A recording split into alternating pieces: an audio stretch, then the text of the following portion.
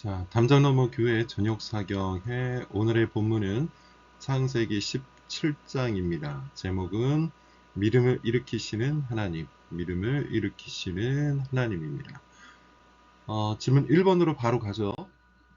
1번, 이스마엘을 낳은 후 13년이 지나고 하나님이 나타났습니다. 그때 하나님은 자신을 무엇이라고 소개를 합니까? 나는 전능한 하나님이라. 이렇게 말씀하시면서 나타나죠.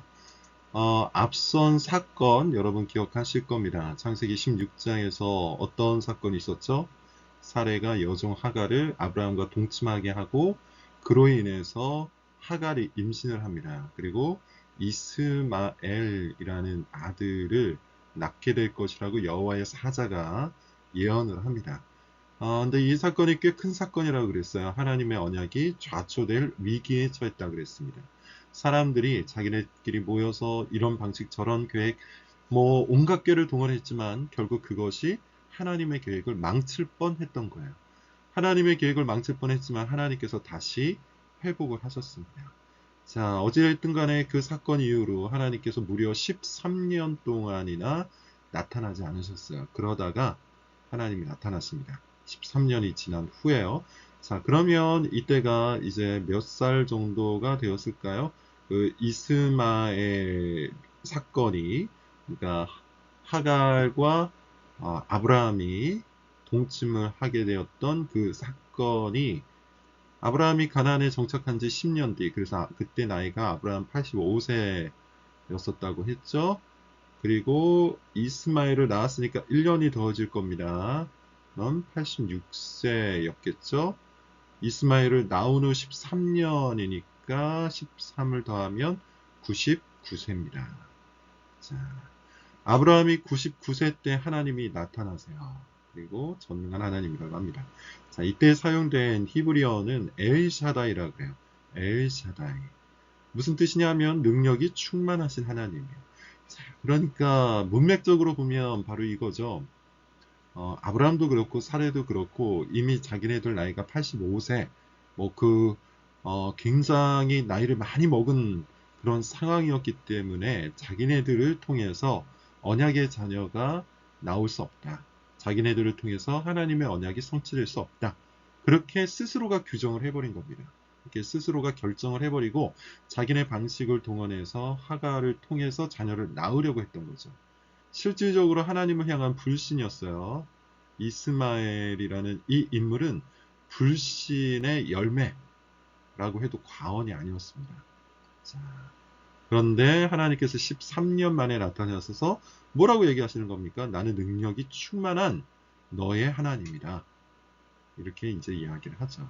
그리고 질문과는 상관이 없지만 이 말 끝에 나는 전능한 하나님이라 라고 말한 끝에 또 뭐라고 말씀하시냐면 너는 내 앞에서 행하여 완전하라 라고 그렇게 해요. 자, 이 말은 하나님의 길, 나의 길을 온전하게 걸어가라. 다시 말하면 하나님께서 말씀하신 그 말씀의 길을 온전히 걸을 것을 이야기하는 겁니다. 자, 이거는 항상 우리에게 엄청난 도전을 주는 것이죠. 우리도 우리 생각에 따라서 우리 판단에 따라서 결정하고 규정하고 내 마음과 내 계획대로 내 방식대로 하려고 할 때가 얼마나 많습니까? 그렇게 불신의 열매를 거둘 때가 너무나도 많죠. 그러나 우리는 주님의 말씀을 믿어야 돼요. 왜냐하면 우리 주님은 엘샤다의 하나님, 능력이 충만하신 하나님이기 때문이에요. 그래서 능력이 충만하신 하나님을 믿는다면 우리는 그 하나님의 길을 온전히 걸을 수가 있습니다. 말씀의 길, 우리에게 말씀하신 그 말씀의 길을 우리 모두가 온전하게 걸어갈 수 있기를 바랍니다. 2번입니다. 17장에는 언약이라는 단어가 굉장히 많이 나와요. 몇 번 나오는지 한번 세어보면 13번이 나옵니다. 13이라는 숫자가 특별한 의미가 있는 것이 아니고 17장에 언약이라는 말이 그만큼 많이 나온다는 얘기죠. 그 말은 뭐냐 하면 언약을 향해서 아브라함은 큰 불신을 가지고 있었다는 뜻이고 또 동시에 언약을 향해서 하나님은 다시 한번 그 언약을 재확증해 주고 계신다는 거죠. 이게 17장의 주제입니다. 다시 말하면 아브라함의 이 불신을 하나님께서 다시 언약을 재확증하심으로 믿음을 새롭게 일으키시는 거예요. 믿음을 새롭게 일으키시는 겁니다. 자, 우리도 여러분 마찬가지입니다. 살다 보면 불신이 생길 수 있어요. 이런저런 일들로 인해서 우리 인생 속에서 발생하는 수많은 사건, 사고로 인해서 불신이 생길 수도 있습니다. 자, 그럴 때마다 어떻게 해야 되죠? 언약을 향한 하나님의 재확증을 받고 믿음을 다시 일으켜야 되는 것이죠.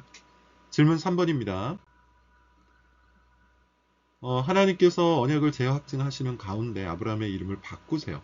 아브라함으로 바꾸세요.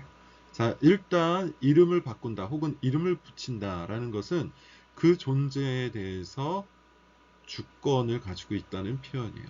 하나님께서 아브라함의 인생에 대해서 주권을 갖고 행사하시겠다는 그런 뜻입니다. 자, 아브라함이라는 이름의 뜻이 뭐죠? 여러 민족의 아버지라는 뜻이에요. 여러 민족의 아버지. 여기에는 여러 가지 뜻이 있습니다. 조금 더 직역을 해보면 높임을 받는 아버지라는 뜻도 있어요. 무엇이 되었든 간에 지금 핵심은 뭐냐 하면 아브라함이 아버지가 된다는 거예요. 많은 민족들의 아버지가 된다는 겁니다. 자, 여기에는 두 가지 의미가 있어요. 첫 번째는 생물학적인 의미가 있습니다. 실제로 아브라함은 수많은 민족의 아버지가 되죠. 즉 아브라함의 이제 아들 이삭, 그리고 이스마엘이 또 있죠. 그리고 이삭의 아들 에서와 야곱. 자, 이렇게 하면서 쭉쭉쭉쭉 퍼져나갑니다. 다시 말하면 아브라함은 이 많은 민족들의 아버지가 돼요. 그래서 생물학적인 의미에서 실제 아브라함은 아브라함으로 이름이 바뀔 수밖에 없죠. 여러 민족의 아버지가 됩니다. 자, 이건 또한 영적인 의미도 있어요. 우리가 갈라디아서 혹은 로마서 등등에서 바울이 이런 말을 할 때가 많이 있잖아요. 혈통이 중요한 게 아니다. 아브라함의 혈통을 이어받았다고 해서 아브라함의 후손 혹은 아브라함의 자녀가 아니라 누가 진정한 아브라함의 후손이냐? 누가 진정한 아브라함의 자녀냐? 아브라함과 같은 믿음을 가진 이들, 아브라함과 같은 믿음을 가진 이들이 아브라함의 자녀다 라고 그렇게 이야기를 하죠. 따라서 지금 하나님께서 말씀하고 계신 아브라함, 곧 여러 민족의 아버지라는 것은 예수 그리스도를 믿는 모든 열방의 사람들까지 포함하고 있는 겁니다. 예수 그리스도를 믿는 한국 민족, 예수 그리스도를 믿는 미국 민족, 예수 그리스도를 믿는 저 중국 민족, 예수 그리스도를 믿는 이 땅의 수많은 민족들의 아버지, 믿음의 아버지. 그가 바로 아브라함이라는 것이죠. 자, 질문 4번입니다. 4번. 하나님은 아브라함과 그 자손에게 가나안 온 땅이라는 표현을 씁니다. 가나안 온 땅을 주어 영원한 기업이 되게 해주겠다. 그리고 나는 그들의 하나님이 될 것이다. 이렇게 약속을 하고 계시죠. 이것도 3번과 비슷한 해석이 가능합니다. 물리적인 의미. 아브라함과 그 자손에게 가나안 땅을 주시겠다라는 그런 의미죠. 그리고 나는 그들, 곧 아브라함의 혈통적 자녀들, 혈통적 그 이스라엘의 하나님이 되겠다는 약속이기도 합니다. 적어도 우리가 구약에서는 이런 방식의 해석, 물리적 의미의 해석이 올바를 수 있겠죠. 그러나 우리가 성경 전체로 보면 이것은 영적인 의미입니다. 하나님께서 아브라함과 그 자손, 곧 믿음의 자녀들에게 하나님의 땅, 하나님의 약속의 땅, 곧 하나님 나라를 주어 영원한 기업이 되게 해주시겠고, 나는 그들의 하나님. 어떤 이들입니까? 여기서 말하는 그들은 믿음에 의해서 새롭게 나온 이스라엘, 곧 아브라함의 자녀, 진정한 자녀들. 교회를 말하는 거죠. 믿음을 갖춘 교회를 말하는 겁니다. 나는 교회의 하나님이 될 것이다. 믿는 자들의 하나님이 될 것이다. 이렇게 약속을 하신 겁니다. 질문 5번. 하나님의 이 언약, 하나님께서 약속해 주신 이 언약의 상징이 뭐가 되죠? 할례가 되는 겁니다. 자, 제가 일부러 자꾸만 물리적인 의미 그리고 영적인 의미 이렇게 나누었는데요. 자, 여기에서도 마찬가지입니다. 이 할례는 언약의 상징이 돼요.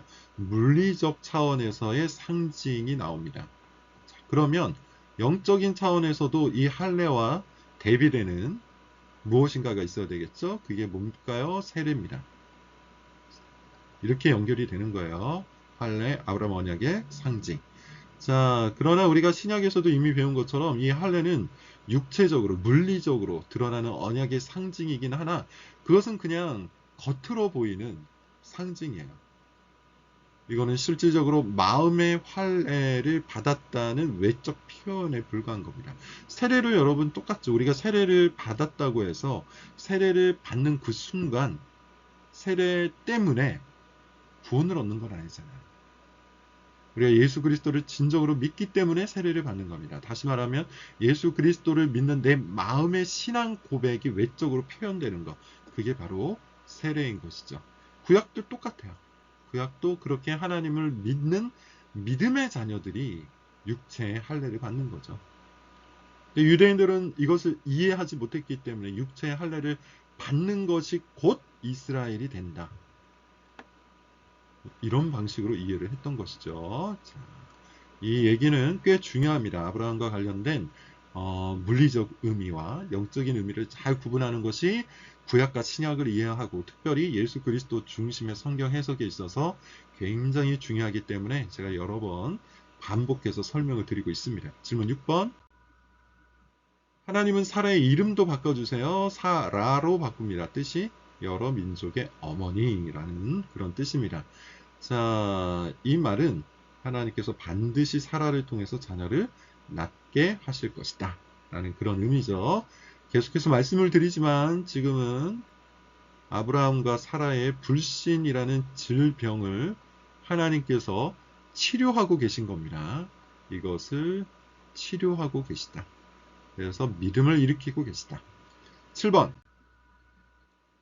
아브라함은 자기와 아내의 나이로 인해서 이 말씀을 믿지 않습니다. 이렇게 하나님께서 재확증하시고 할례를 통해서 그 말씀을 상징적으로 표현까지 해주셨는데 믿지 않아요. 그래서 그는 대신 나에게 아들 하나가 있는데 이스마엘입니다. 그를 축복해 주십시오. 이렇게 말해요. 그러나 하나님은 아들을 약속하시고 그의 이름까지 미리 지어주시는데요. 이삭이라 하라. 이삭은 웃음이라는 뜻입니다. 제가 책을 살펴보다 보니까 이 장면에서 어떤 저자가 이렇게 표현하더라고요. 하나님의 은혜는 우리의 믿음보다 크다. 아브라함과 사라의 믿음, 아브라함과 사라의 믿음은 굉장히 작았어요. 믿음이 아예 없진 않았을 겁니다. 왜냐하면 이미 하나님께서 아브라함의 믿음을 갖고 그를 의로 여기셨기 때문에 그들이 믿음이 없었다고 보기엔 좀 어려워요. 아예 없었다고 보기는 어렵습니다. 믿음이 있었는데 시간이 흘러가면서 그 믿음이 어떻게 된 걸까요? 희미해진 거죠. 희미해지고 작아진 거예요. 희미해지고 작아진 믿음. 그러나 하나님은 이와 같은 그 작은 믿음보다 그 작은 믿음에 비해 훨씬 커다란 은혜를 베풀어 주시죠. 아브라함과 사라의 이 말씀으로 인해서 하나님께서는 분노하실 수도 있지만 그렇게 하지 않으시고 대신에 어떻게 하십니까? 은혜 베풀기로 결정하세요. 그래서 아예 이름까지도 지어주십니다. 자, 여러분 이 문장을 한번 외워놓으시는 것도 좋겠네요. 하나님의 은혜는 우리의 믿음보다 큽니다. 하나님의 은혜는 항상 우리의 믿음보다 큽니다. 이 말이 들어가면 더 좋을 것 같아요. 항상 우리의 믿음보다 큽니다. 우리가 하나님을 믿는다고 해도 우리의 믿음이 얼마나 보잘것없고 하찮고 형편없습니까? 그러나 하나님께서는 그런 우리를 탓하지 않으시고 하나님께서 약속하신 은혜를 하나님께서 약속하신 복을 우리에게 반드시 이루어 주세요. 이것을 믿으시기를 바라고요. 창세기 17장 요약으로 가겠습니다. 17장의 주제는 믿음을 일으키시는 하나님이라고 했죠. 전능자 엘샤다이 곧 모든 것을 하실 수 있는 능력이 충만한 그 하나님께서는 믿음을 잃어가고 있는 아브라함을 찾아와서 언약의 성취가 임박했다는 것을 알리세요. 아브라함과 사라의 이름을 바꾸시죠. 아브라함, 사라 이렇게 바꿔주시고 언약에 펴진 할례를 명하셔서 또한 장래 태어날 아들의 이름 이삭으로 지어주십니다. 아브라함은 약해진 믿음을 일으켜 하나님의 약속을 바라보고 자기에게 속한 모든 남자에게 할례를 행합니다. 자, 우리는 이 17장의 말씀을 갖고 이렇게 기도하면 좋을 것 같아요. 전능하신 하나님 앞에서, 엘샤다이 하나님, 능력이 충만하신 하나님 앞에서, 모든 것을 하실 수 있는 그 하나님 앞에서 나의 모든 문제를 여러분 쏟아 놓으시기 바랍니다. 이 문제를 내가 규정하고 내가 결정해 놓고 안 될 거야, 아니면 내가 열심히 하면 되지, 이런 생각을 하지 마시고 모든 문제를 엘사다이 하나님 앞에 다 쏟아 놓으시고 그가 행하실 것을 굳건한 신뢰로 믿으며 기도할 수 있기를 바랍니다. 하나님을 믿으며 기도하는 자들에게 주님께서 응답하십니다. 17장 마치겠습니다.